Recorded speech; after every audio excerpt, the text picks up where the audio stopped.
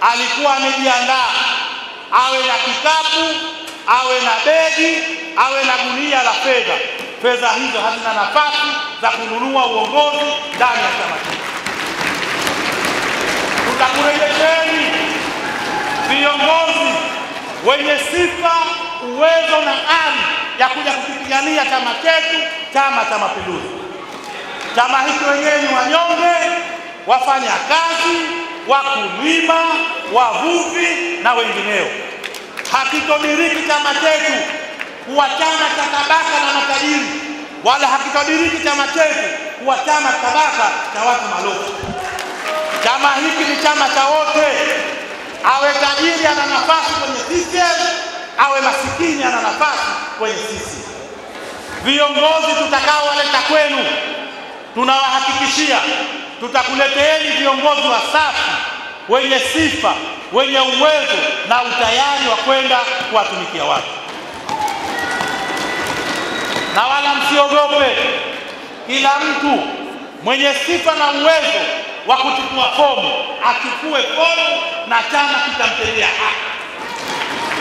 Hakuna mtu atakayebezwa kwa jinsia yake, hakuna mtu atakayebezwa kwa kipato chake, wala hakuna mtu atakayebezwa kwa rangi yake. Lakini vivyo hivyo hakuna mtu atabebwa kwa kipato chake, hakuna mtu atabebwa kwa familia yake, wala hakuna mtu atabebwa kwa upendeleo wake. Tunachowahakikishia na tunachowaomba ni kuombe mwenyekiti wetu wa CCM wa wilaya zifikishe salamu kwa mwenyekiti wetu wa CCM wa mkoa kwamba kuna watu wanagombea udiwani. Mamlaka ya mwisho ya kurejesha watu watakaogombea yalikuwa yako kwenye halmashauri kuu ya mkoa, lakini Chama cha Mapinduzi kwa kupitia maagizo ya kamati kuu imeikasimisha sekretari ya CCM taifa kufanya uamuzi wa mwisho ili kuhakikisha haki inatendeka. Tusingependa kuona mwenyekiti yoyote wa CCM wa mkoa tunamwita kwenye sekretari kuja kumhoji na kumbagaza kwa sababu ya kuwanyanyasa watu wanaogombea. Mategemeo yetu, kila mwenyekiti wa mkoa anafahamu dhamira, lengo na kusudio la chama chetu. Tunahitaji kuwa na viongozi waliojitoa, wanaopambana, wenye dhamira na wenye nia ya kupigania chama hiki, ya kulipigania taifa letu na kulipigania jamii ya watu wa Tanzania. Mkoa wa Dar es Salaam kama lilivyo jina lake, mkoa uko salama. Tunayo mashirikiano ya dhati kati ya jumuiya na jumuiya zingine, lakini jumuiya na Chama cha Mapinduzi, lakini tunao mahusiano makubwa na serikali.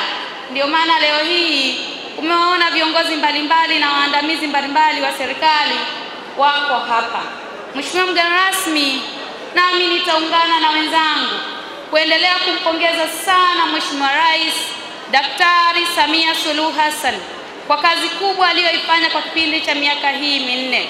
Na ukizingatia katika ilani iliyopita ya 2020-2025 vilikuwepo vipaumbele takriban 6, na kipengele kikubwa ambapo tunaizungumzia kwa mkoa wa Dar es Salaam kimetekelezwa kwa ufanisi mkubwa ni kile kipengele cha pili, ambao katika kukuza uchumi wa kisasa, uchumi ambao utakuwa fungamanishi, lakini uchumi jumuishi pamoja na uchumi shindani kwa mlengo ama msingi wa viwanda na miundombinu wezeshi. Kazi imefanywa vizuri Dar es Salaam. Wenzangu wamesema kuna muda tunachelea, ndugu mgeni rasmi, kuwananga wakubwa zetu wanaotokana na vyama pinzani kwa sababu ya heshima tu. Kama mtu anakuwa makamu mwenyekiti wa chama fulani lakini anatumia fursa yake kuhadaa umma, ndio maana hata baadhi ya taarifa ndogo ndogo anakwambia Tanzania ndio nchi pekee ya 3 duniani katika uchimbaji wa madini. Rudi kwenye takwimu uangalie Tanzania ni nchi ya ngapi, hata top 10 katika uchimbaji wa madini haipo. Tunaona namna gani wanaendelea kuwahadaa wananchi kwa nafasi zao, tunashindwa kuwananga. Lakini tukipata fursa ya kuwananga vizuri wakiendelea kupotosha umma, tutaendelea kuwananga na kuwanawa na tutawaeleza wananchi wa Kitanzania yapi yamefanywa kipindi cha miaka mitano ya Daktari Samia Suluhu Hassan.